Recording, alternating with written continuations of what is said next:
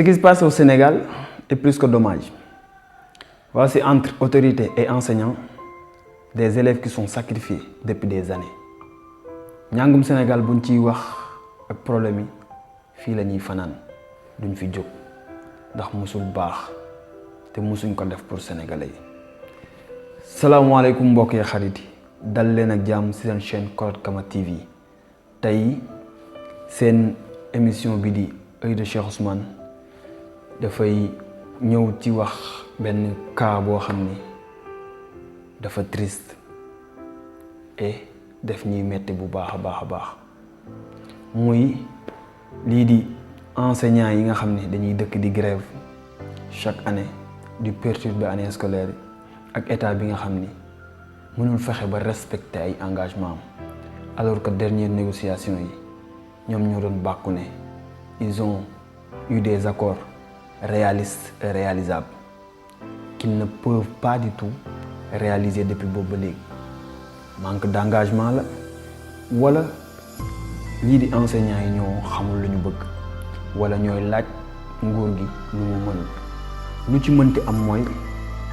le système éducatif sénégalais est problématique depuis sa création bu ñu fàtte ni système bi ñu nekk Jules Ferry moo ko tëgg Jules Ferry français la woon boo xam ne non seulement ci colon yi la mais c'était un franc-maçon boo xam ne son seul objectif était de formater les populations colonisées. École bi fi njëkk a ibbi mooy école des chefs bi nga xam ni benn objectif la amoon mooy fexe ba adoucir li nga xam ni mooy fils de chef yi fexe ba ñoo nga xam ni ñoo waroon incarner lii di révolution wala révolte ñu def leen ay bénéwiwi bu France ci naka ci inculquer leen ay valeurs françaises inculquer leen la culture française bi nga xam ni dëppoowul ak suñu yos pour gën ñu mën a noot loolu mooy wëy amul changement depuis 1960 bi ñu jëlee indépendance ba léegi amul kenn ku ci jom soppi lenn lu dul ñuy continuer ci système boo xam ni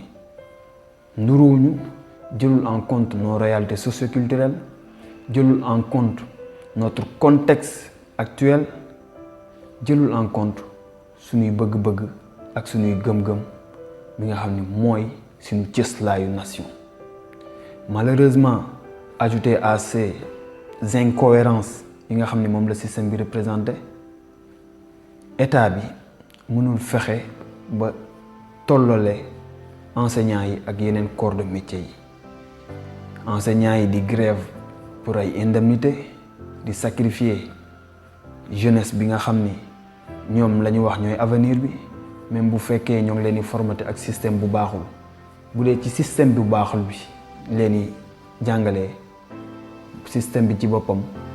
dafa am ay irrégularité ak ay incohérence ñoo ngi koy gën a accentuer ak ay grève maanaam ngay jàng lu baaxul lu gën a bon ñoo gën ci joox loolu mooy système bu Sénégal maanaam même bu fekkoon li ñuy jàng baaxul alors diñ koy jàngee normal ñu ne waaw mais jàng bi baaxul ba pare ni ñu koy jàngee normal ñun ñëpp jaar nañ ci système bi di def ay cours yoo xam ni amuluñu benn njëriñ di jàng ay mbir yoo xam ni amuluñu benn solo te duñ ñu mës a jàngal ñi nga xam ne ñooy suñuy référence ñooy suñuy yaakaar te bu Sénégal tollee fi mu toll ñoom ñoo tax ndax ñoo xeex ba defar nation bi loolu nag il faut ñu jug ci parce que nit il faut mu xam ki mu doon xam moom mooy kan fan la jóge pour mën a xam nan lay taxawee te lépp loo gis aada ak cosaan la mbatiit ak mboor la kon il faut que ñun ñu xoolaat suñu bopp tëggaat suñu jàng xool ban sénégalais lañ bëgg ban askan lañu bëgg ak ban réew lañ bëgg a tabax te loolu yëpp moo ngi laaj dellu ci maam yi liñ fi bàyyi woon ak liñ fi jot a def. On a tendance à dire que loolu c'est de l'ancien modernité moo am léegi mais toute modernité trouve ses bases dans une culture ancestrale forte. Malheureusement ñun dañoo jàpp ni suñu maam yi ñoo leen gën a muus ñoo leen gën te ñoo leen gën a xam te c'est tout à fait le contraire lépp lu fi suñu maam yi bàyyi woon ci lu baax ñu jéem ko effacer naan dañuy woote yow yaay modernité te alors que ñooñu xam-xam bu wóor lañu yoroon xam-xam bu wóor lañ doon doxee xam-xam bu wóor lañ doon jëfee kon il faut que ñu tëggaat suñu jàngal suñu xale yi parce que ñun tamit ñun wees na bay wëy na mbuus parce que jaar nañ ci ba pare mais ñu fexe ba suñu xale yi di ñëw ñu jàngal leen ñooy kan ñen ñooy seen référence ak lak lañ bëgg léegi mbir mi mooy il faut que ñu xam ni une culture qui ne s'enseigne pas ne s'apprend pas une culture qui ne s'apprend pas ne s'assume pas et une culture qui ne s'assume pas ne s'impose pas alors qu'on est dans un monde boo xam ne il faut que ku nekk jéem a imposer lu mu am jàng ci li nga nàmp ci langue bi nga nàmp loolu mooy principal facteur bi nga xam ne moo ñuy bloqué yàgg nañ fi wax fii booy dañoo nul en maths dañoo nul PC et cetera mais bu ñu la joxee sujet boo xam ne yow déjà comprendre ko balaa nga kaa comprendre 2 heures de temps ñu la jox jeex tàkk kañ nga koy résoudre kon yooyu yëpp ay facteurs la yoo xam ne war nañ ko jël au-delà de revendications enseignants yi ñu jël parce que enseignants yi tamit saa ñu leen di dégg ñoom affaire indemnité la ñuy kaas affaire de xaalis chaque fois ñoom tamit il faut que ñu xam ne tamit population bi dafa soxla ressourcé wu mooy lan xam ñoom ñooy kan ak fan lañ jëm yar askan wi tàggat leen ci ay xeetu xam-xam yoo xam ne dina leen mën a amal njëriñ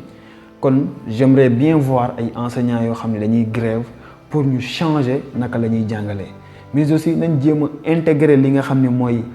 les nouvelles technologies ci jàng bi parce que man je peux pas concevoir on est au 21e siècle ñuy tere élève mu yor portable dañ ko war a organiser de telle sorte que portable boobu élève bi di yor ci classe yi mu mën a njëriñ njàng bi parce que bu dee ay expérience ci ay craie la ñuy jël ay rouge ay verte bu baar bi defee nii mooy lii kañ ngay jàng kañ ngay pratiquer alors que internet am na fi mën nañuy gis expérience yi live and direct di ci mën a jëriñu mu am benn contextualisation bi nga xam ni dina ko am primaire bi même chose booy yi dañoo dépasser système bi ni leen di jàngalee dañoo dépasser gars yi professeur ni ñu leen di jàngalee ay craie bi ay te a ta ma a ma toto tàpp paate tàpp toto affaire yu ñàkk fayda yoo xam ni booy seen xel mi dañ ko weesu moo tax booy de plus en plus dañuy jël benn décalage ak li nga xam ne mooy enseignement bi parce que ñoom dañoo jàpp dañoo raw enseignement bi kon yooyu yëpp ay xeetu adaptation la yoo xam ne war nañ ko def ci nu système bi pour gën ko mën a tëggaat pour mu amal ñu njëriñ léegi nag ñu ñëw ci li nga xam ne mooy revendication enseignants yi waaw li ngeen di wax dëgg la waaw dañoo war a tollale ñëpp waaw indemnité yi ñëpp ko war a bokk yam mais indemnité yooyu ñuy wax faut pas ñu oublier que ni on est dans un pays pauvre il faut que ñu fexe ba réajuster de telle sorte que ku nekk ci réew mi dina mën a gis boppam man j'aurais préféré que ñu def de telle sorte que lu yaas yomb dund gi yomb pour ku nekk as tuut gi ngay yor nga mën ko dépenser ci dund li nga xam ne mooy besoin primaire yi mais malheureusement dund gi dafa yokk location yokk alors que nit ñi amul ay salaires yu mag loolu mooy créer yenn problème yi nga gis muy enseignants yi kon enseignants yi jot na ñoom tamit ñu wane benn patriotisme nguur gi bu waxee ni day tollale ñëpp waxul dëgg ay waxi politicien la ay waxi nasaxa xam dañ la mënuñu ko te fii ba ala abad duñ ko mën tant que ñoo ngi doxee nii ñuy doxee ñii di sàcc fii ñii di détourner fii ñii di corrompre fii système bi noonu lay doxee te tant que mu ngi koy doxee enseignants yi vous avez beau faire des grèves du mës a dañ parce que système bi noonu la tëggoo te yéen bokk ngeen ci élément clé yi nga xam ni ñoo ko mën a changer ba noonu koy changer mooy tàggat ndaw yi ci jubal ci dëggal ci leeral loolu seen rôle la boo leen ko defee dans 10 ans on aura benn population bu consciente boo xam ni xam na li mu bëgg bu baax a baax a baax kon loolu yëpp moo nekk principal problème mu li nga xam ne mooy enseignement au Sénégal mu nekk lu ñu war a jot lu ñu xoolaat bu baax a baax a baax parce que tamit njàng xam-xam mooy yorum réew xam-xam mooy doxalin réew boo leen xoolee livre yi nekk suñu ginnaaw yépp benn boroom xam-xam moo ko bind sénégalais la. Il est venu à un moment où on disait que l'Africain n'est pas assez bon, n'est pas assez beau. Pire même sax dañoo demoon bay douter ci ñun suñu qualité d'homo sapiens maanaam suñu capacité nekk nit bu muus dañ ci doon douter. Il est venu avec des preuves palpables, avec la science, la linguistique, la sociologie, démontrer que toutes les grandes civilisations qu'ait connues le monde mu ngi jóge fii di Afrique noire à partir de l'Égypte muy Cheikh Anta Diop di nit koo xam ni war nañ ko delloo njëkkal bu baax a baax mais malheureusement kenn xamu ko ci réew mi ay livre am sax pour nga gis ko coono bu méttee métti ngay daj pour mën ko am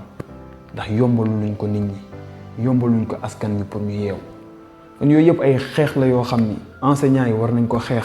ay xeex la yoo xam ni population bi war na ko jël en charge kon nañ ci bàyyi xel bu baax a baax fexe ba ñun ñu xam ñooy kan parce que ku xamul ki nga doon da ngay kërti rek di telli ba mbokki miir bi rek dellu si waat wante mënoo xam li ngay def te malheureusement c'est notre cas c'est dommage de le dire mais c'est le constat et le constat est amer mais reste le constat et reste la vérité kon mbokk yi loolu moo nekkoon tey càmbaru bés bi fii ci Œil de Cheikh Ousmane xol la ñuy waxee métit la ñu am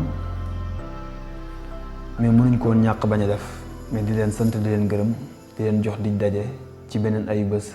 ak beneen analyse di leen fàttali juste bu fekkee ni abonné goo leen dem leen ngeen abonné wu activer cloche de notification bi pour ne rater aucune de nos prochaines vidéos mais aussi bu dee vidéo bi touché na leen wala am na lu mu leen yokk n'oubliez pas ngeen aimé ko mais aussi ngeen partagé ko pour ñu bëri mën ci jot mu amoon a am njëriñ ci ñu bëri di leen sant gi leen gërëm di leen jox di daje ci beneen chronique jaa ngeen jëf